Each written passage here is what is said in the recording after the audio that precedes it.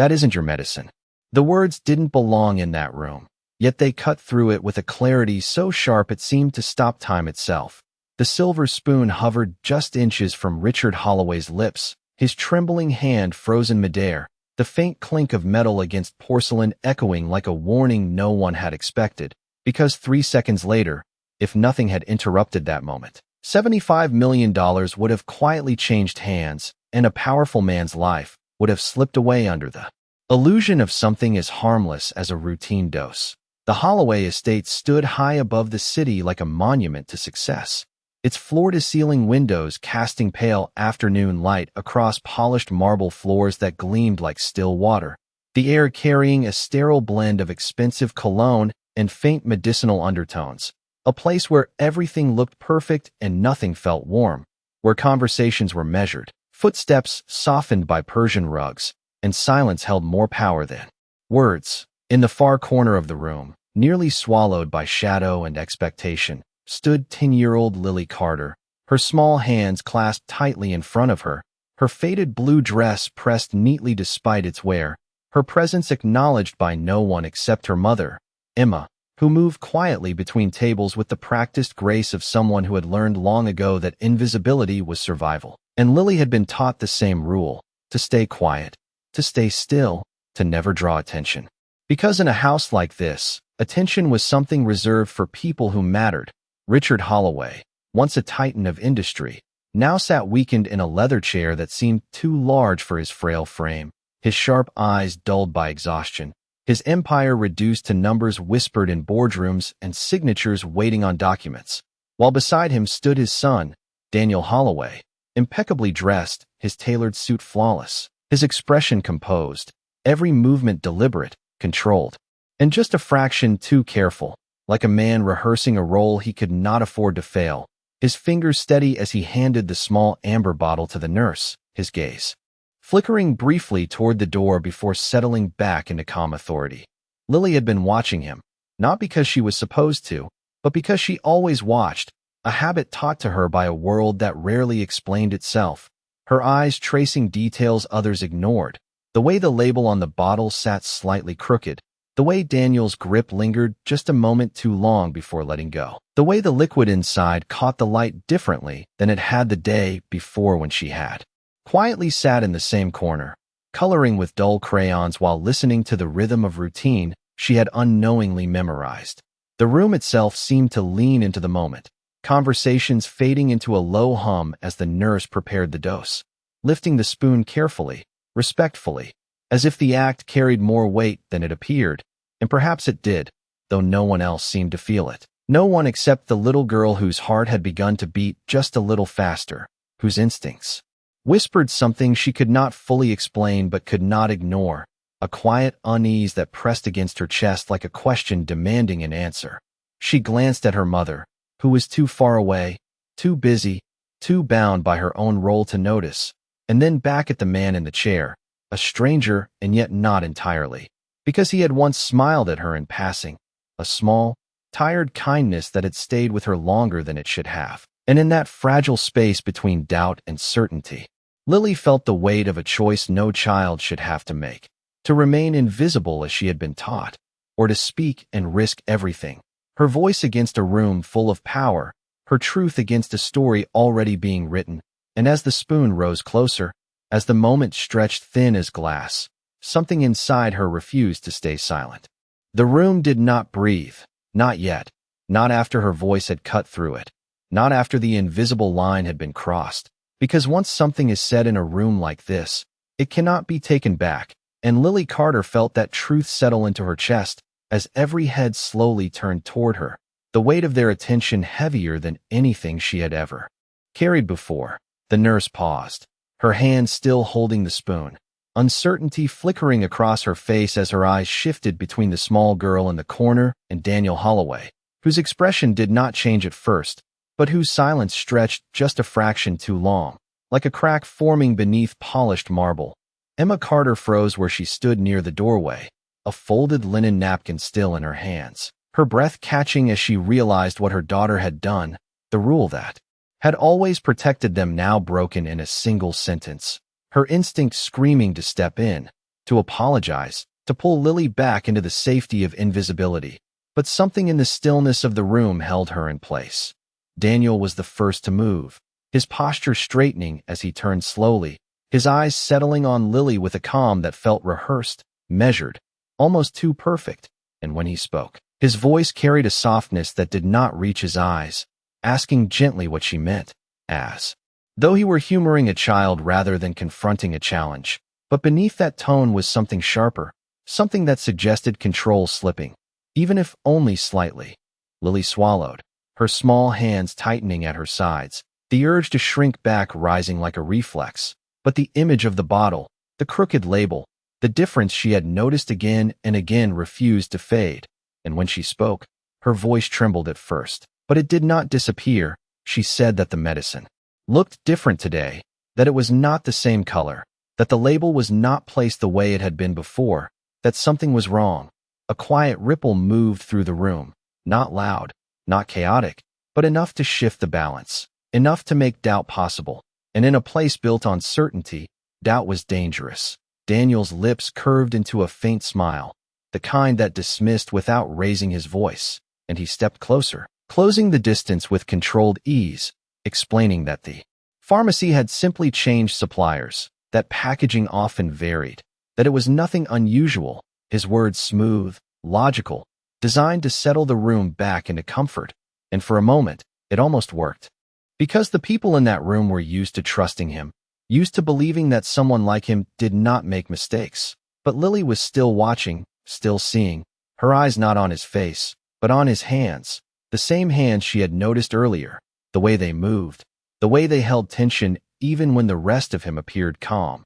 And she remembered something her grandfather had once told her in a quiet afternoon long before this house, that people could control their words, but their hands always told the truth. And Daniel's hands were not still. They flexed slightly, almost imperceptibly, as though bracing for something he could not fully control. Richard Holloway shifted in his chair, his gaze moving from his son to the girl, curiosity flickering through the haze of his exhaustion. And for the first time, the room felt uncertain, as though the story everyone had been following no longer fit together the way it was supposed to. Emma finally stepped forward, her voice low, apologizing quickly, trying to smooth over the moment, explaining that Lily was just a child, that she did not understand. But Lily's eyes did not leave the bottle, and something about that quiet refusal to look away created a tension that words could not dissolve. The nurse hesitated, her training pulling her one way, the atmosphere of the room pulling her another, and in that hesitation, in that fragile pause, the truth hung suspended, waiting, not yet proven, not yet denied, but no longer invisible. And for the first time since the spoon had been lifted, no one seemed entirely certain what would happen next. The silence did not break. It tightened, like a string pulled too far, and in that fragile stretch of seconds, something subtle began to shift inside the room. Not loud, not obvious, but undeniable, because once doubt enters a space built on control, it does not leave easily. The nurse lowered the spoon slightly, her eyes narrowing just enough to signal hesitation, and though she did not speak, the question was already there, lingering between her and the bottle in her hand. Daniel noticed it. Immediately, his attention snapping to that small movement with the precision of someone who had been waiting for everything to go exactly as planned. And for the first time, a flicker of impatience crossed his face before it was carefully smoothed away, replaced by a reassuring calm as he stepped closer, his voice steady as he repeated that everything was normal, that the medication had been reviewed, that there was no reason for concern, his tone carrying the quiet authority of someone accustomed to being believed without question. But belief, once shaken, does not return so easily, and Lily could feel it, even if she did not have the words for it. She could feel the room listening differently now, not just to Daniel, but to her, and that realization steadied something inside her, a small but growing certainty that what she had seen mattered. She took a step forward, small, hesitant, but enough to move her out of the shadows she had been told to stay within. Her voice clearer now as she explained that it was not just the label, it was the liquid itself, that yesterday it had been lighter, almost clear, and today it looked darker, thicker, that the smell in the air was different too, faint but noticeable, like something that did not belong. A few of the staff exchanged glances, subtle, quick, the kind of looks that carried questions they did not dare voice aloud. And across the room, Sophia Holloway, who had been standing quietly near the window, finally turned fully toward the scene, her expression shifting from polite detachment to focused concern. Her eyes moving from Lily to the bottle, then to her brother, as if trying to piece together something she had not expected to question. Daniel let out a soft, almost amused breath, shaking his head slightly as though indulging a misunderstanding, explaining that children often imagine differences, that memory could be unreliable, that stress could make small things seem larger than they were, each word carefully chosen, each sentence designed to return the room to its original order, to re-establish him as the voice of reason. But Lily did not look at him when he spoke. She looked at the nurse, at the bottle, at the details that had not changed in her mind, and that quiet defiance, that refusal to be redirected, created a tension that logic alone could not dissolve.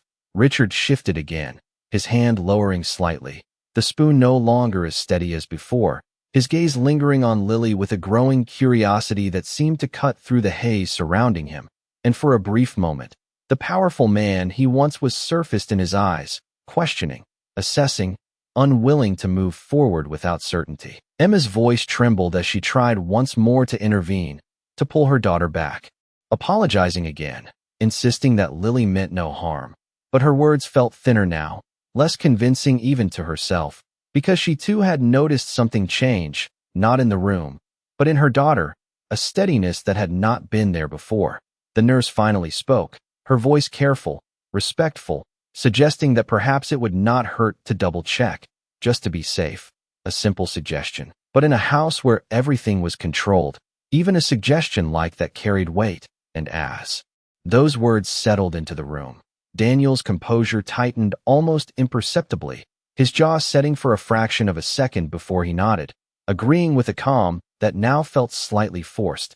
And in that moment, as the nurse turned to examine the bottle more closely, the balance of power shifted just enough for the truth to begin finding its way to the surface. The bottle felt heavier now, not in the nurse's hand, but in the room itself, as if its weight had shifted from glass and liquid to something far more fragile, something built on trust that was beginning to crack.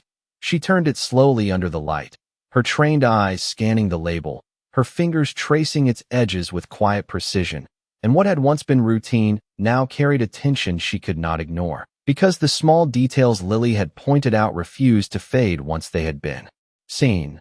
Daniel stood just behind her, close enough to observe but careful not to interfere, his posture relaxed, his expression composed, yet his gaze never left the bottle, and there was a stillness in him now that felt different, less confident, more watchful, as though he were calculating every second that passed.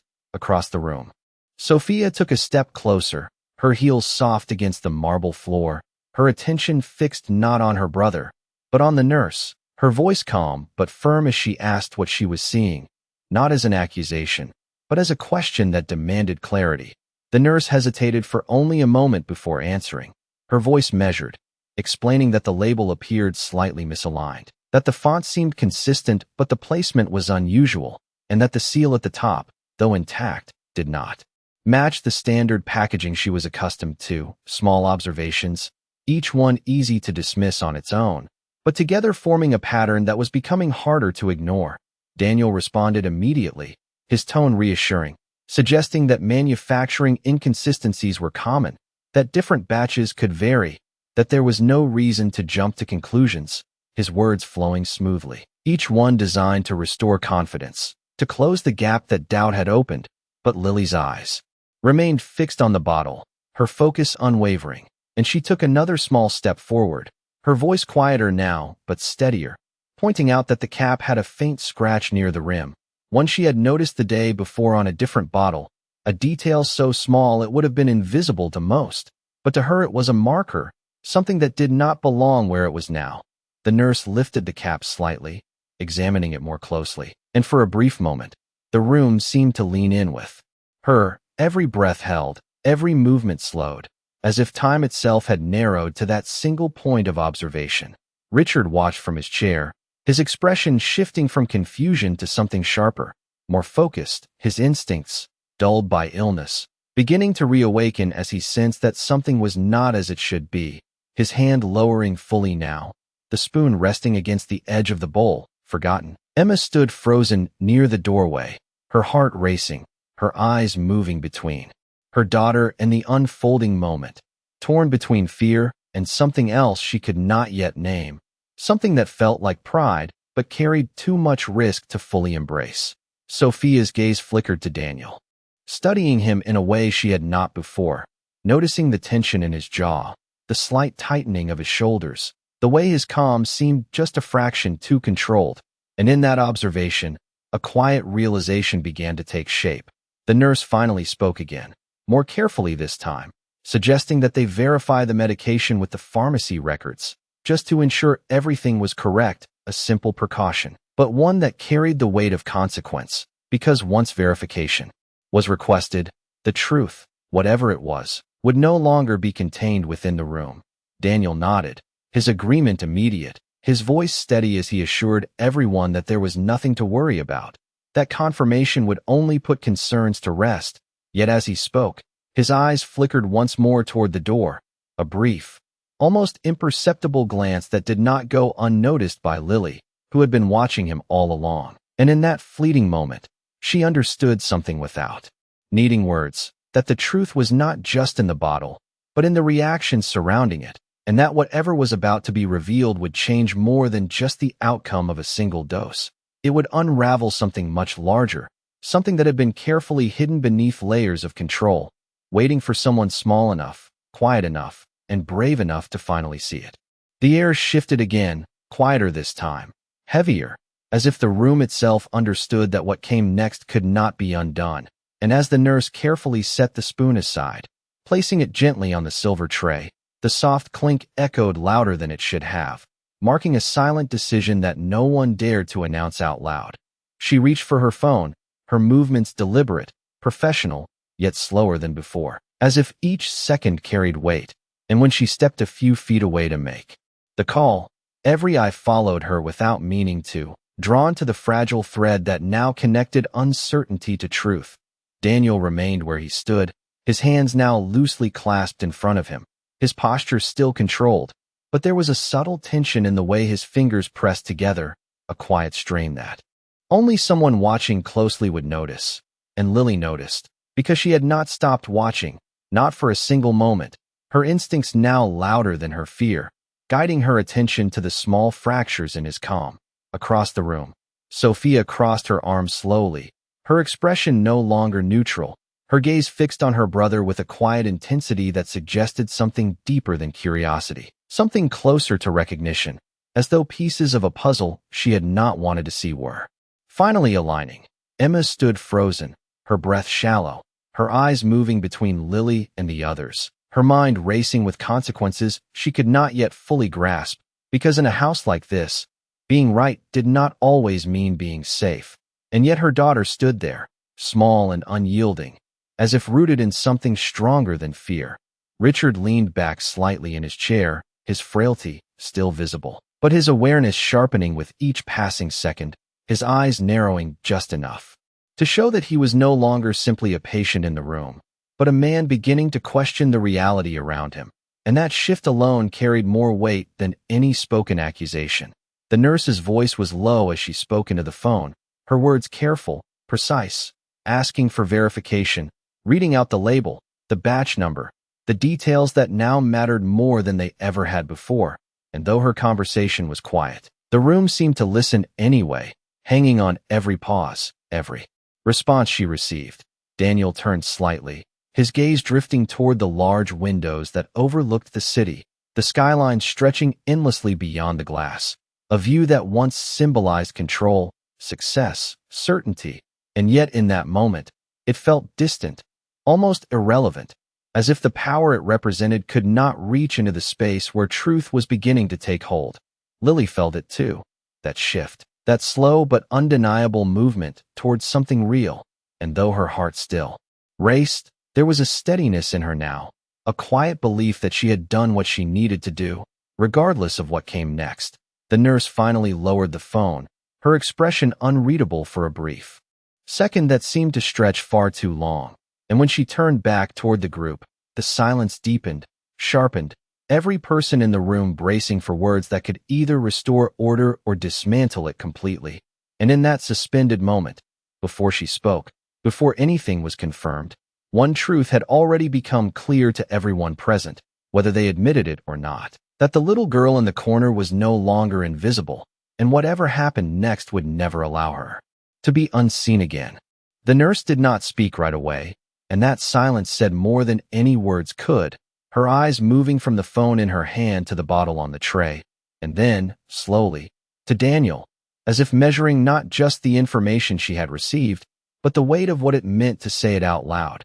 When she finally inhaled, it was careful, steady, but not entirely calm, and her voice, when it came, carried a shift that everyone in the room could feel. She said that the pharmacy had no record of any recent change in supplier, no variation in packaging, no updated batch that matched the label in her hand, and for a brief moment, the words seemed to hang in the air without landing, as though the room itself needed time to accept them.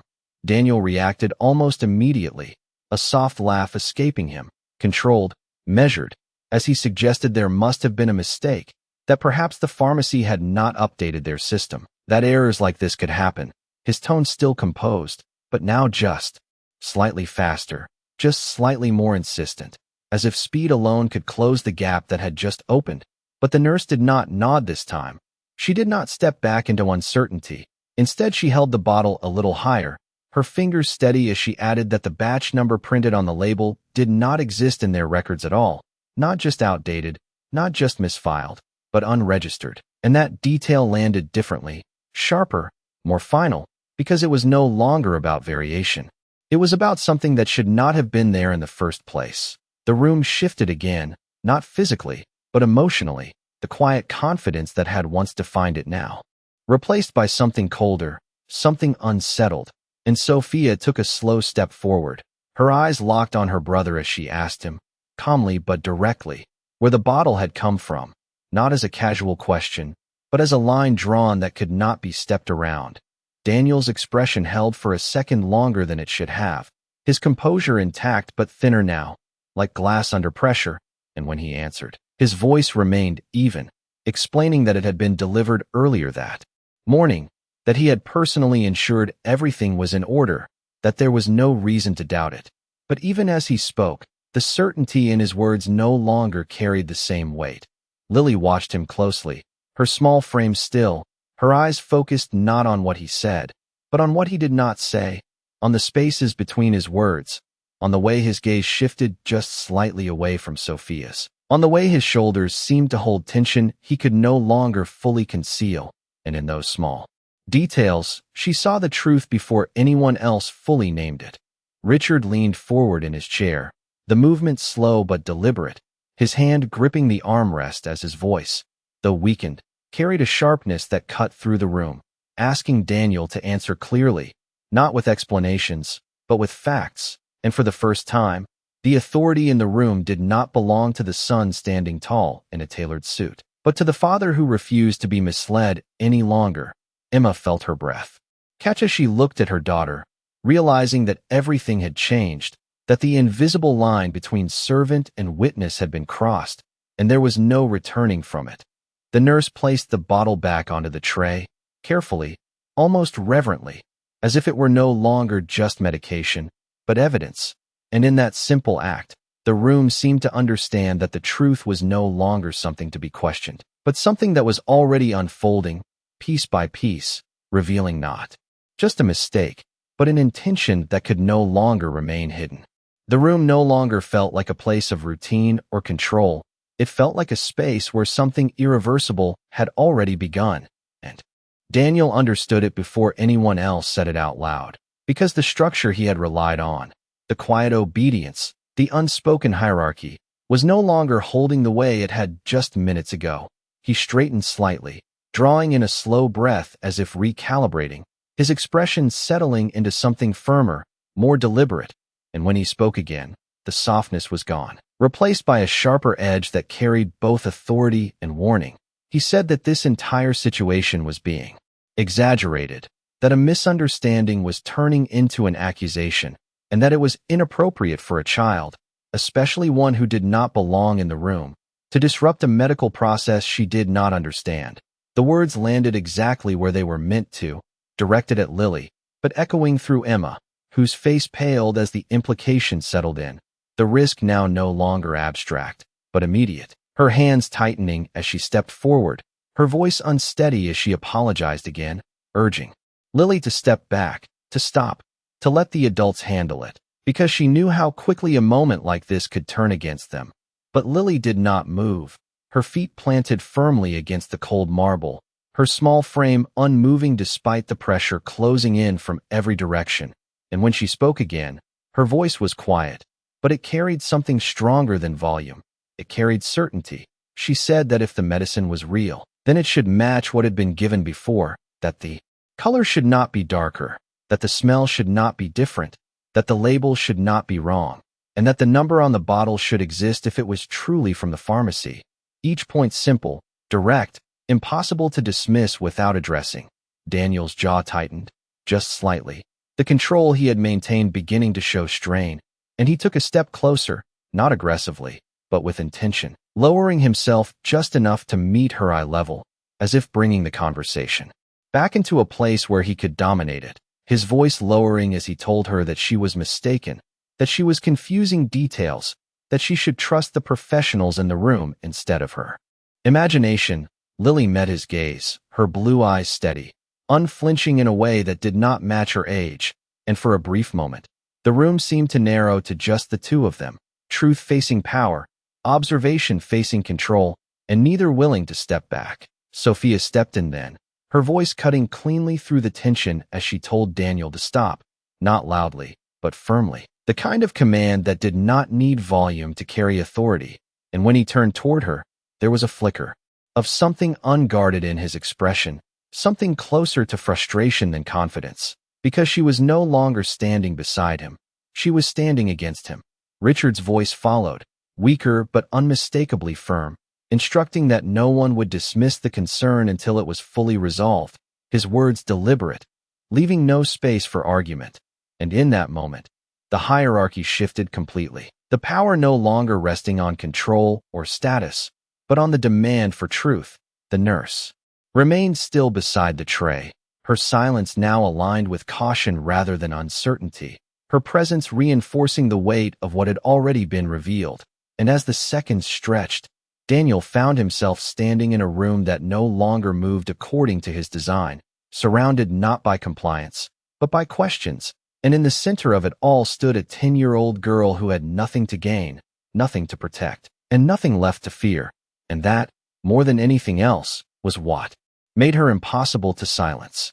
The truth did not arrive all at once. It unfolded, piece by piece, like a structure losing its foundation, and it began with something simple, something quiet. As the nurse reached for the small testing kit kept in her medical bag, her movements now precise and unquestioned, because no one in the room was asking whether they should verify anymore, only how quickly they could. Daniel watched her, his composure still present but no longer unshaken, his eyes following every motion with a focus that betrayed more than his words ever had.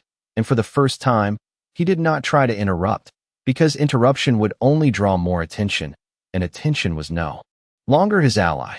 The nurse opened the kit, placing a small drop of the liquid onto a testing strip, the faint chemical scent rising into the already tense air, and as the seconds ticked by, they stretched longer than they should have, each one carrying the weight of confirmation, each one pulling the room further away from denial.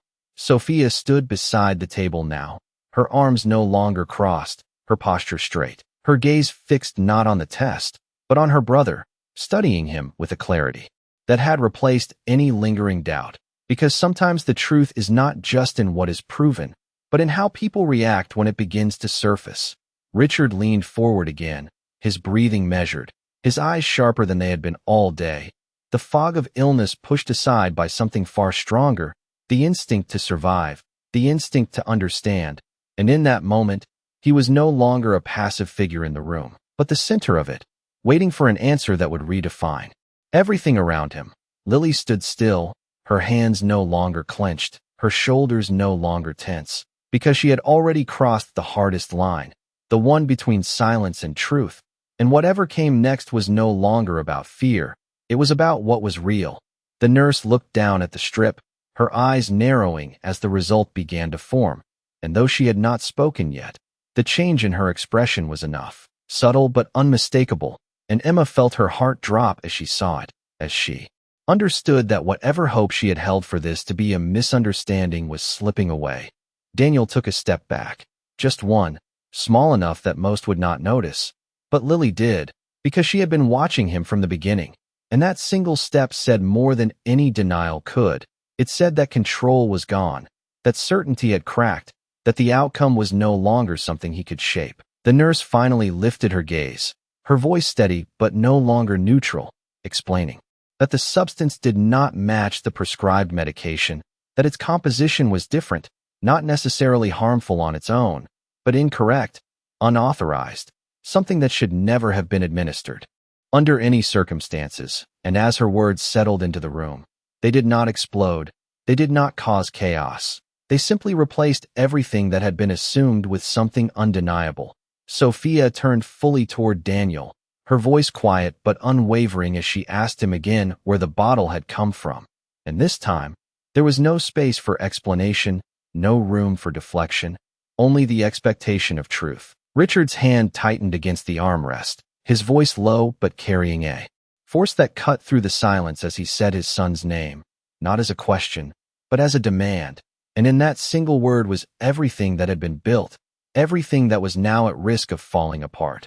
Daniel stood there, the room no longer shaped by his presence, but by the truth closing in around him, and for the first time, he had no immediate answer, no prepared response, only the weight of what had been uncovered, and the realization that it had not been exposed by power, or authority, or strategy, but by a 10-year-old girl who refused to ignore what did not feel right. And in that moment, the balance shifted completely, because truth, once revealed, does not ask for permission to be believed.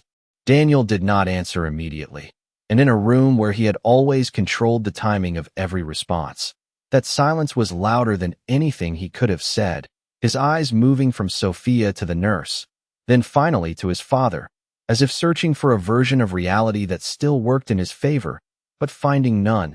Richard did not look away, his gaze steady, unyielding. The weight of decades of power now focused into a single expectation, truth, not explanation, not justification, just truth. And when Daniel finally spoke, his voice was lower, stripped of the polished confidence that had defined him. He said that he had arranged for an alternative supply, that he had been told it would be more effective, that he had acted in what he believed was the best interest of the family. But even as the words left him, they sounded incomplete, like a story missing its center. Sophia's expression hardened, not with anger, but with clarity, the kind that comes when doubt is replaced by understanding. And she asked him why something so important had not gone through the proper channels, why it had not been documented, why it had not been shared. Her questions calm, precise, leaving no room for vague answers. And this time, Daniel did not have one, not a convincing one, not one that could restore what had already been lost. The truth did not need to be fully spoken anymore.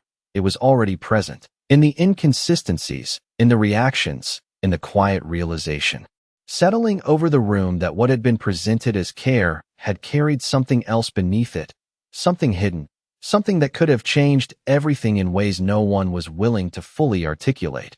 Richard leaned back slowly, his hand releasing the armrest as if letting go of something far heavier than physical strain, his voice quieter now, but no less firm, as he instructed that the medication be secured, that all records be reviewed, that nothing further be administered without full verification, each directive measured, deliberate, reclaiming control not through authority alone, but through clarity.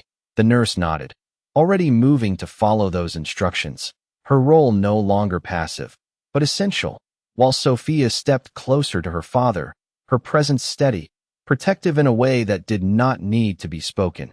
Emma exhaled a breath she had been holding for what felt like hours, her eyes filling with a quiet relief that mixed with disbelief. as she looked at Lily, seeing her not just as her child, but as someone who had just altered the course of something far beyond their place in this house. Lily stood where she had been, the tension finally easing from her shoulders, her small figure still framed by the vastness of the room, but no longer diminished by it, because something fundamental had shifted, not just in what had happened, but in how she was seen. Richard's gaze found her then, not as a passing acknowledgement, but with intention, with recognition, and though he did not say much, the slight nod he gave carried more weight than any reward. It was the acknowledgement of truth, of courage, of something he had nearly overlooked. Daniel remained where he stood, the silence around him no longer protective, but isolating, his position unchanged physically, but entirely different in meaning, because power built on assumption had been replaced by accountability, and there was no immediate path back from that. Outside, the city stretched on as it always had, unchanged, unaware, but inside that room, everything was different, because a voice that was supposed to remain quiet had spoken, and in doing so, had proven something simple and undeniable, that truth does not belong to those with power, it belongs to